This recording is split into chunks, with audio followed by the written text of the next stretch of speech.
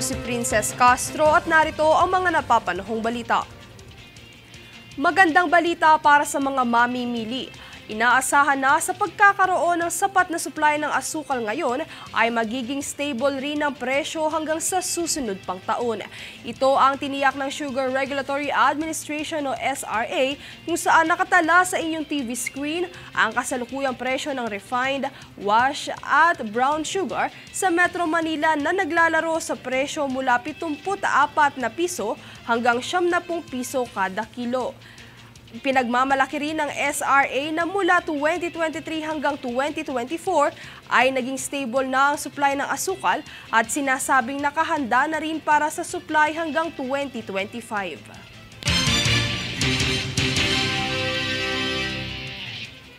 Samantala, personal na isinagawa ni Philippine Ports Authority o PPA General Manager Jay Santiago ang inspeksyon sa Batangas Passenger Terminal Building. Yan ang balitang hatid ni Danisa Lopez. Nitong Martes lamang 3 ng Setyembre ay nangyari ang inspeksyon sa Batangas Passenger Terminal Building. Ito'y isinagawa mismo ni Philippine Ports Authority o PPA General Manager Jay Santiago para tiyakin na nasa maayos na kalagayan ang pantalan buhat ng bagyong Enteng, kung saan nakansela ang ilang mga biyahe dahil sa sama ng panahon. Bukod sa pagsisiguro ng sitwasyon sa Batangas Port, ay layon din ng inspeksyon na suriin kung malinis ba ang nasabing pantalan. Inanunsyo naman ng PPA kahapon 4 ng Setyembre na nagbalik na sa normal na operasyon ang mga pantalan na apektado ng bagyo. Ngunit pinag-iingat pa rin ng publiko sa mga pag-ulan na nararanasan sa ilang pantalan gaya na lamang ng Claveria at Apari, Cagayan. Maaari namang bisitahin ng opisyal na social media ng PPA para sa anumang anunsyo o abiso para sa mga pasahero. Danisa Lopez nag-uulat para sa One Media Network.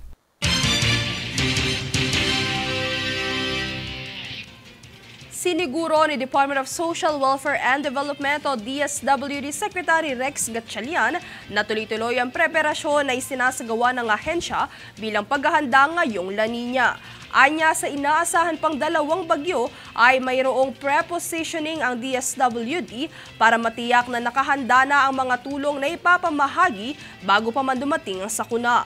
Dagdag pa ni Gatchalian, ito'y naayon sa utos ng Pangulo at sa pagsulong ng programang Buong Bansa Handa.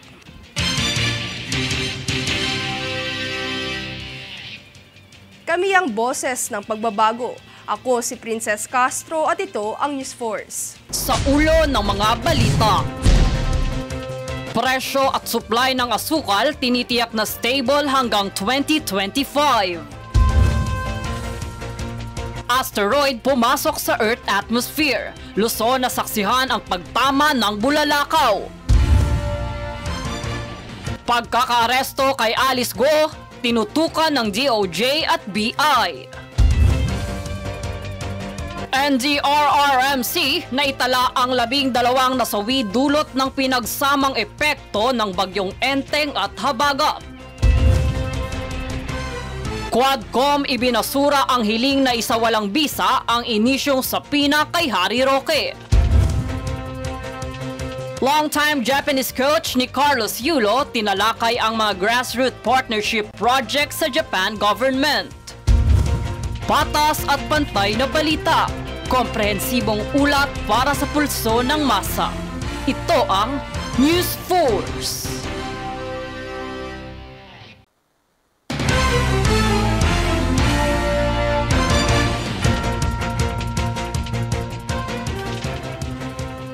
Ako si Princess Castro at narito ang mga napapanahong balita. Sa pag-arangkada ng People's Caravan ng National Housing Authority o NHA sa probinsya ng Davao, higit kumulang 2,000 benepisyaryo ang nakinabang sa libreng serbisyo na hatid ng ahensya. Ang mga Davaoenyong dumalo ay mula sa 14 na resettlement sites ng Magsaysay Permanent Housing Project.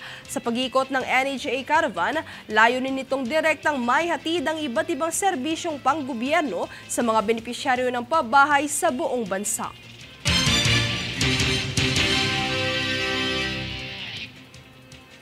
Sa iba pang ulat, pagpapalawig sa industriya ng halal at pagpapaigting sa relasyon ng Malaysia at Pilipinas. Yan ang mga naging highlight ng ika-67 taong anibersaryo ng Araw ng Malaysia na ginanap sa lungsod ng Makati nitong Miyerkules.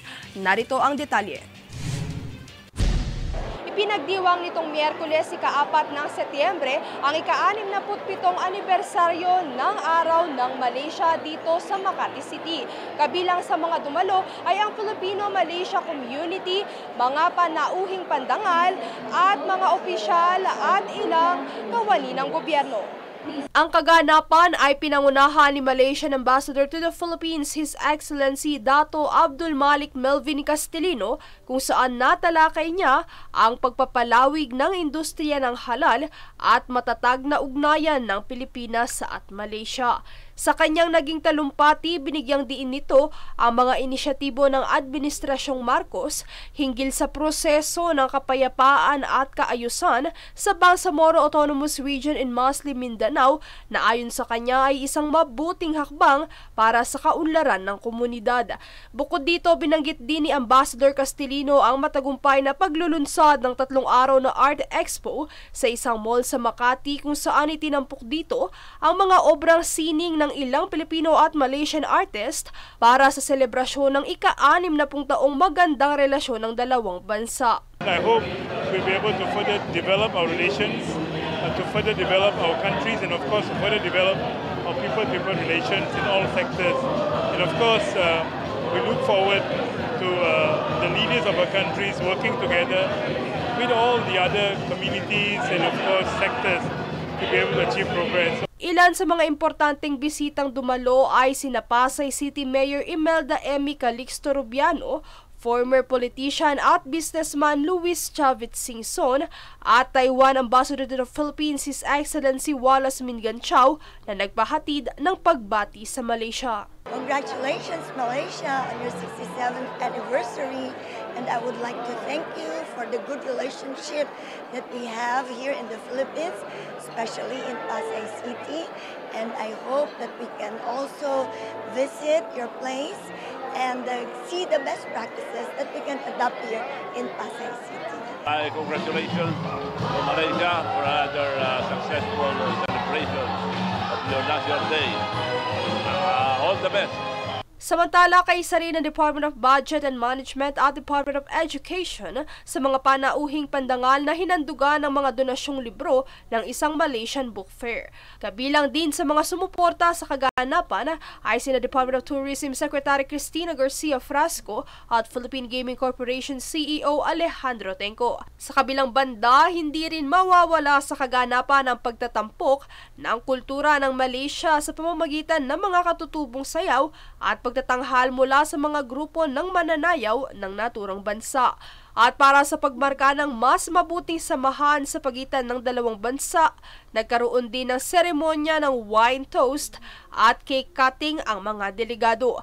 Nagtapos ang kaganapan sa isang raffle event kung saan ilan sa mga sponsor nito ang nagbigay ng premyong 32-inch television at domestic round-trip ticket mula sa isang airline company bilang kanilang grand prizes. Princess Castro, nag-uulat para sa One Media Network. Welcome to Earth. Isang maliit na asteroid 2024 RW1 ang tumama sa Earth atmosphere nitong Huwebes ng madaling araw kung saan naobserbahan sa kapuluan ng Luzon alas 12:46 ng umaga oras sa Pilipinas. May sukat na halos 1 metro ang laki ng bulalakaw ayon sa ulat ng European Space Agency. Wala naman itong mapanganib na epekto at hindi nakakapinsala kung saan hindi naman nabigo ang ilang mga Pinoy na masaksihan ang pambihirang celestial event sa bansa.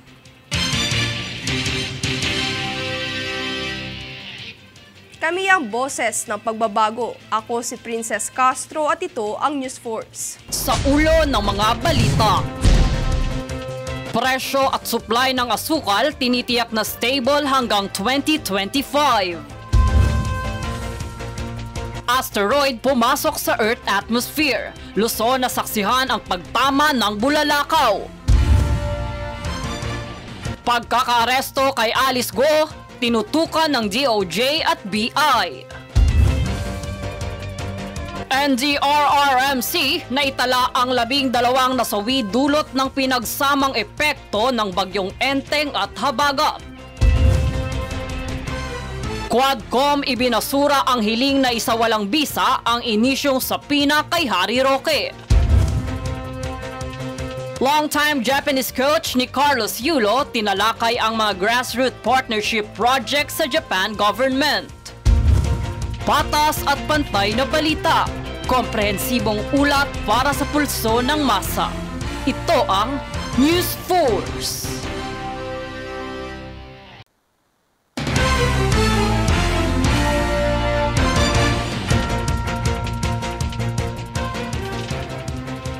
Ako si Princess Castro at narito ang mga napapanahong balita.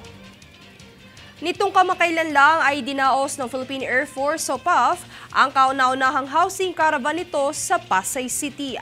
Ang kaganapan na inorganisa ng Air Force Real Estate Office ay nagalok ng one-stop shop para sa mga interesadong tauhan ng PAF na naghahanap ng abot-kaya ng mga pabahay. Ayon sa PAF, layo ng caravan na ikonekta ang mga tauhan ng militar at civilian human resources nito sa iba't ibang programa ng pabahay ng pamahalaan, institusyong pinansyal at mga pribadong developer ng real estate.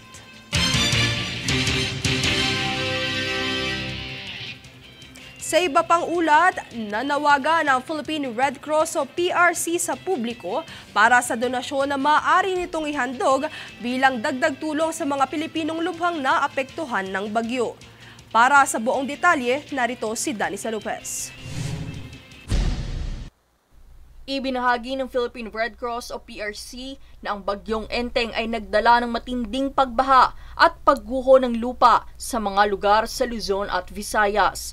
Bilang tugon ay ang mga voluntaryo ng PRC ang rumisponde sa mga individual na nangangailangan ng tulong sa tubig baha sa Camarines Sur, Cavite at Albay kung saan mahigit 100 katao ang nasagip. Naitala rin na mahigit 4,000 pamilya o higit 19,000 individual ang nangailangan ng tirahan. Ipinahagi naman ng PRC ang hot meals sa mga pasahero na na-stranded sa Masbate City Port. Payag ng organisasyon, patunay ito na patuloy ang pagsasagawa ng operasyon ng PRC na rumisponde sa panahon ng kalamidad o sakuna. Siniguro rin ito ang pagtataguyod ng mga istasyon ng first aid o welfare desk. Kaya't naman nanawagan ito sa publiko ng donasyon bilang dagdag tulong sa mga pamilya at individual na nasalanta ng bagyo. Para sa mga nais maghandog ng kanilang donasyon ay tumungo lamang sa opisyal social media page ng PRC para sa mga karagdagang detalye. Danisa Lopez nag-uulat para sa One Media Network.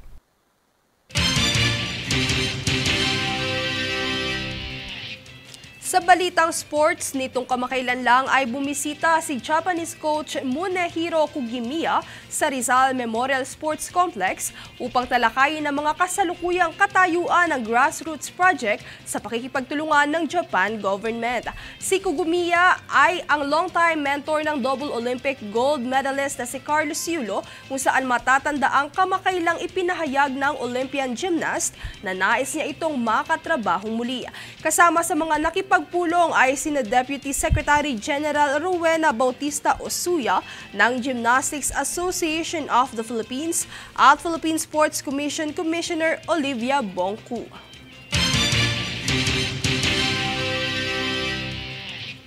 Kami ang boses ng pagbabago. Ako si Princess Castro at ito ang News Force. Sa ulo ng mga balita.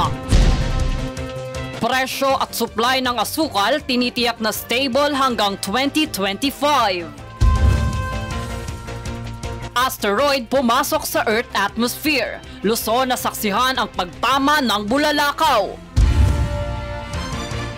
Pagkakaaresto kay Alice Go, tinutukan ng DOJ at BI.